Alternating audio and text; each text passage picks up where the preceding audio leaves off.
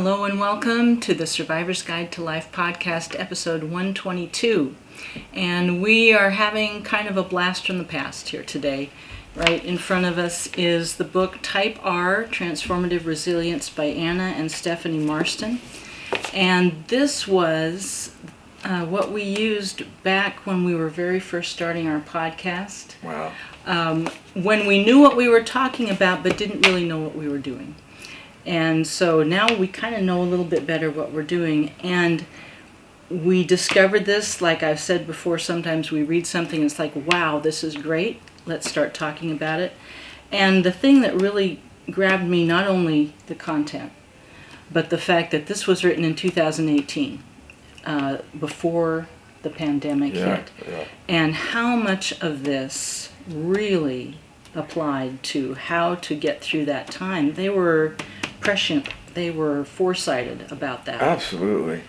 You know, I read it and I go, you know, they encapsulated the kind of a outlook we have on life, how we approach things. They wrote it. I wish I could have written it this concisely and this well. And we write pretty good, but this was beautiful. And reading it was like an affirmation of what we know is the way to go. We know not all people do it. No. We know that people get themselves in trouble when they run up against conflicts and adversity. Mm-hmm. And my God, since this book is written, we've been in mass adversity, and some have responded well and gotten a fresh start in life, and many didn't. No. And they reverted. They just could not deal with the adversity. They wanted to bounce back into the old ways. Try to find a way to get back to what was comfortable and familiar. And as the Marstons say, and as Bernstein says, you can't do it that way. It doesn't work anymore. It doesn't happen. And it may feel safe and familiar, but it's not updated to where things are today. No. I think one of the things that we want to do is show you how our emphasis now is to help caregivers of all kinds, nurses, doctors, home caregivers, family members, you name it, us, who are in the front lines. And we deal with adversity every day, many hours of the day, for me, many years. And it's interesting how you can either keep going and find a strength in you and a resilience that you'd never find it if you didn't have to go through these things. Right. And here the Marstons are writing about the same thing. There are those folks that have the grit, not necessarily just intelligence, but the grit to hang in there and really move forward. And they don't see adversity as a possibility of catastrophe. They see it as a challenge. They see it as a possibility of something better coming about. It's a hope, and they make it very clear that this is associated with hopefulness. Mm-hmm. Because when adversity comes, it still has the same effect on anybody. I mean, there's emotions that are stirred up. Situations can be chaotic for a while and an upheaval, for sure. Right. And if we've ever seen that on a mass level, it's the last 2 years. It is. It's been a time of tremendous change and upheaval, and their point is that change can come into your life either through a choice that you made or through no choice at all. And hanging on isn't going to work. And I lost my train of thought. Moving forward. And finding a way to do that is the way to go. And the interesting thing that we're seeing is it's both what we've seen people who go into paralysis. Mm-hmm. They go into overthinking. They call it rumination because they feel so out of control. And they feel so inept and unprepared and not capable that they use their thinking in ways that instead of leading to action, lead to paralysis. And in fact, research has shown they go into a very deep spiral downward. To depression. We have seen this happen many times, particularly since the last 2 years. That was what I meant to say and couldn't remember. It was. You couldn't remember. I'm the older one. I'm the older one. Oh, I'm having a moment. What I meant to bring up was just what you said, was control. Because as a caregiver, as a first responder, you're thrust into situations where you have so little control over what's going to happen. And that is hard. Yes. And the beauty of how this applies to caregiving, we're thrust into situations that are changing all the time, and the implications are serious. We deal with death and dying and serious illness all the time.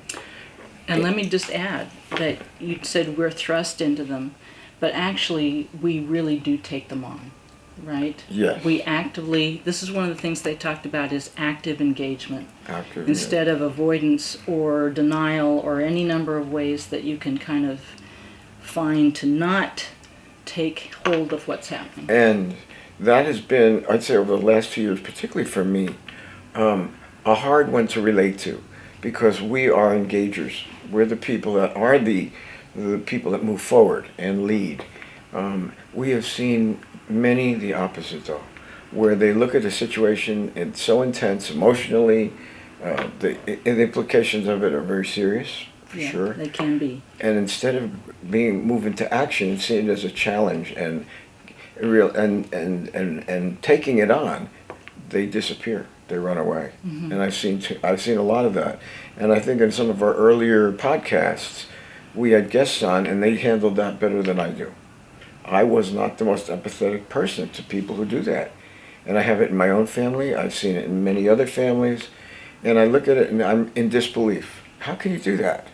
But what I see is they feel so inept, mm-hmm. and so unprepared and so frightened. Really, they are faced with a situation that they don't feel that they have the skills or the abilities to handle. And instead of being able to somehow see this as a positive challenge, all it seems like is a threat. Absolutely. Yeah, they call it in the book catastrophize. They always anticipate terrible things happening and a catastrophe. Yeah. We see it as a challenge to be met. We see it as a challenge to step up and get more creative. And let's be honest, it's for their model and the one that we live through. You do grow and you improve, and you never would have unless you met the challenge and the adversity.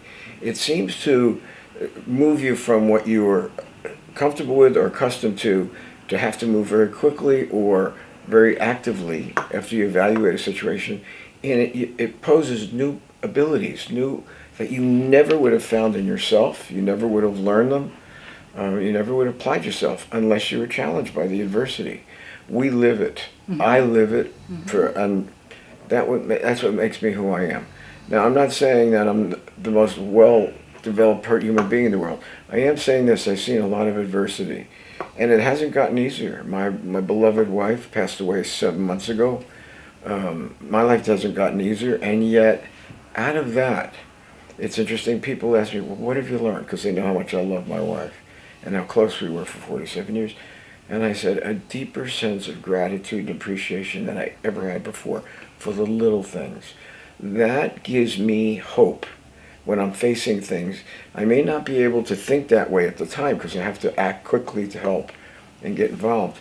But I know in the long run, I'm going to benefit. Something good is going to come out of it. And it's not just in my head. I don't ruminate. I may evaluate, and I do. But I'm an action person, so I don't sit there and just overanalyze and ruminate in my head and try to make up forgive me, a psychologist speaking, psychological introspective awarenesses. Mm. And what I find is that's a very weak spot in the world of psychotherapy, because they sometimes really reinforce it at the wrong time. Mm-hmm. I find it as a way, particularly when people are married to ruminating, inaction, mm-hmm. ways of avoiding. It's a way of avoiding. And so the people just get in deeper depressions, and they go downward. They're also not very good caregivers either, by the way. That has a lot to do with why we now do coaching and mentoring. Because now you have been active, engaging, take it on person for most of your life. For some people, it's new or it's hard. And that's where coaching and mentoring can have such an effect, because it is something you learn through doing it. You learn that you can handle things by actually getting through and handling things. Absolutely. And sometimes you need someone to help kind of lead the way for you. I think that absolutely is fine. That's why when we design caregiving, we design teams. And each person brings their own strengths to it, and we work together, and we help each other. I know not most caregiving is done like that. That's our design that we believe is the best. Hospice locally is called an exquisite design. Not that we were looking for exquisite anything. We were surviving very difficult situations, but it did. When I look around now, I know it was, and I know it is.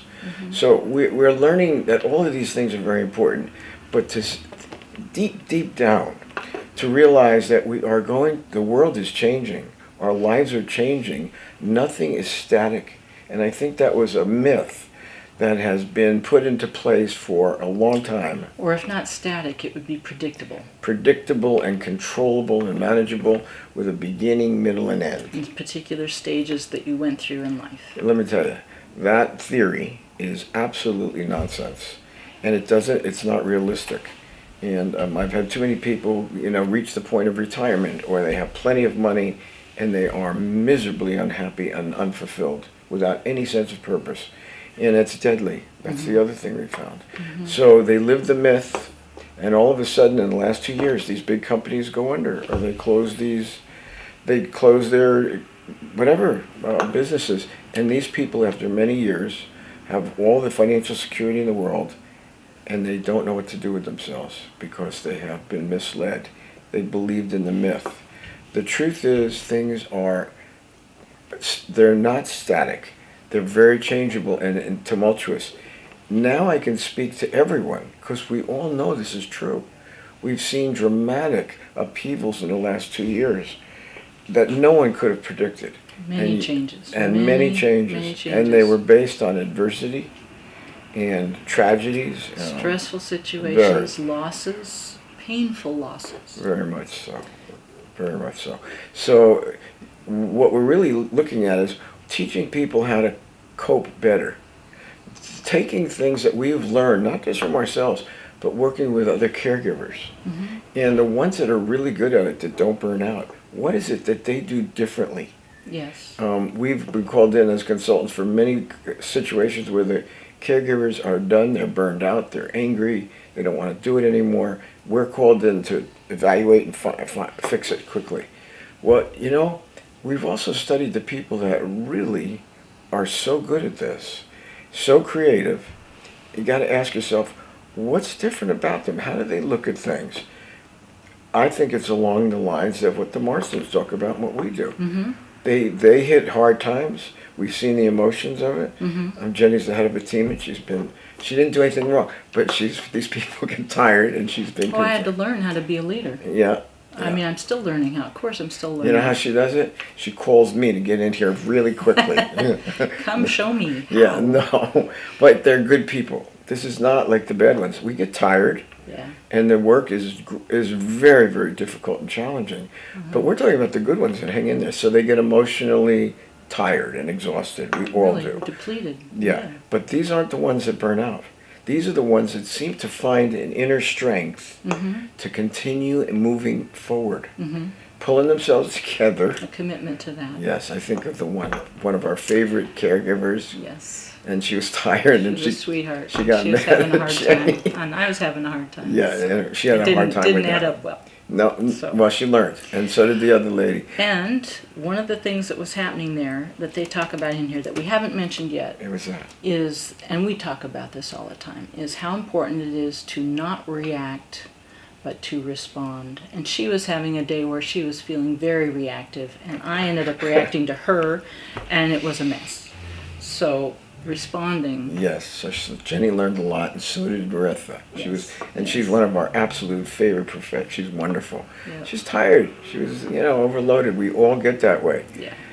So Peter was called in to find out how it worked out fine because these two love each other. Yeah. So it wasn't that, but it was both of them were tired. And so I read in this book, and it was very interesting, something called mental hygiene. And I'll bet you don't know where that came from. That psychological labeling. It came from the Dalai Lama. Yes, a smart man. Absolutely, and it's brilliant. And he talks about, yes, we all go through adversity and difficulty in life, and it continues. And it is going to stir emotions of anger and negative emotions. Negativity. Fear. Intensity. Fear and anger and just all of those Oh. things that can just throw you off completely. And grief and sadness and everything. But here's the key. Not to let it interfere with good judgment and action. And the Dalai Lama had something right. It's learning how to put them aside, not deny them, but to not let it interfere with what's needed right in front of you and what you've got to do. The situations are changeable and difficult. And that's what being reactive is letting negative emotions run your choices. And then you got trouble, and so do the people you're trying to help. We've seen many caregivers reach that point, and they do damage, either to themselves or to others, in many different ways. They don't want to work anymore, and they used to love it. So we've seen this, but we also know that he wasn't talking about just negate that and it doesn't exist. He's saying, of course, you have to take the time to deal with grief and loss and pain, You're human. and you're human. But it's almost like instead of being reactive, it's almost learning to be responsive and clear in your mind about one thing. You'll deal with it later. You have to evaluate the situation in the present, not ruminate over it. Evaluate it and then take a forward action. An appropriate forward action. And then when you get a chance later, and we've always talked about this, you do need to deal with those emotions. They're real. And if you don't, the accumulation will cause an overload and eventual burnout. So we know that. We deal with it all the time in ourselves and certainly with others. But we do it all the time. Teaching people who've never done this before can be tricky. Anyway, I wanted to add one more thing to that, and that came out of this, and when you were talking about action. And this was interesting to me because they point out, and I think it's true, that sometimes when you're in a very difficult situation, certain opportunities aren't going to come up until you're actually in motion. If you are waiting to see what to do, sometimes what you can do is not going to get clear until you start acting. Absolutely. And we're big proponents of that. We always have been. And it's hard to explain why, other than that if you do it, it makes sense. You know what that's like. Yes. And the other thing is we've been up against enough people that don't do it. Yeah. And they're frozen. Frozen. So they don't grow. Yeah. In fact, they go into that downward spiral. Yeah. So it's very important. And, even in a spiritual sense, it always says, you got to take the first steps. God's not going to take you by the hand, and you've got to take those first steps of trust and hope and faith somehow to get ahead. Now, this is not a religious book. No. But they talk about hope, and they say, in a very real sense, they say it comes through action. And knowing that good things are going to come out of it, somehow creative things that you never would have seen or done if you don't move ahead. So it's an action type, well thought out, very clear about where the emotion belongs and where it doesn't belong, and it makes you so much more effective for the people you're trying to help and to keep yourself more and more resilient. Now, when they say resilient, I do want to say this. They said something that I think sticks in my mind, and that is, a lot of people think resilient means, well, I can keep going and then I'll be able to fall back into my old coping mechanisms that really worked. Oh no, that is not it at all. In fact, that's not going to work anymore. That's a very hard thing for folks to deal with, that time of discomfort of knowing they can't go back. They're dealing with things that are very challenging, very difficult, very upsetting, very frightening at times, yet they can't go back to the old coping mechanisms. So they have to hang in there as the new stuff, the new ways of coping and responding begin to develop. It's a marvelous thing to experience and to watch others do, I'll tell you that. And this is in the face of adversity. Yeah, so we're just about out of time. Hey, I got a lot more to say. I know, and we will come back to it, but for today, how would you like to what would you want to leave people with as being just the main thing you'd like them to take away today about this? Okay. The world's changing all the time. The fantasy was stability and some kind of balance. That's not it. It's an ever-changing world, more today than we've ever seen before on such a massive level. Don't look at change as something terrifying and a possible catastrophe. Look at it as something that is a challenge that is going to lead you to new heights of growth and development and creativity and an ability to be more compassionate, more empathetic to the people you're trying to help and your fellow man and yourself. It's an astounding experience. Does it involve emotions? Of course. Can they be very intense? Well, take it from me. Losing my wife, and I know intense trauma, I have never gone through anything as painful. And yet, out of it, I see new possibilities. And I can't say I know what they all are, but I know my work is changing. I know many things are changing that I never thought I had the capability of being. One of them is being alone. And I haven't been alone for a long time, 47 years. And you know what I find? I'm capable. And I can do just fine now, for now. But I'm learning all the time. So I look at these things as a challenge. And I want you to see it that way too. And for you caregivers out there, your nurses that are exhausted, for your doctors, for your frontline workers, the paramedics, the firefighters, the police, try to put this into action in the world that you're in. Don't give up. Hang in there. Know there is hope. And we're going to be here. And we're going to offer these things for a long time. And I think we do know what we're talking about. And we're very human as well. We're not going to lord it over anybody. This work keeps you very humble. But I want to offer you our hope and our good energy and let you know that you're not alone. And to hang in there. We're all going to get through these things. In fact, we're going to improve through them. Yep, and we'll be here. And take care. I've got plenty more to say. Yep. All right. Take care. The Survivor's Guide to Life podcast is sponsored by Sonoma Coast Trauma Treatment, a 501c3 that relies on donations to carry on their good work and to keep us on the air. We are the survivorsguidetolife.com. Our podcast and video broadcast are on all the outlets, including our own YouTube channel. Please like and share us on Facebook and Instagram. Peter and I can be reached at 707-781-3335 or Jenny at bernsteininstitute.com. Thank you for joining us. All our best.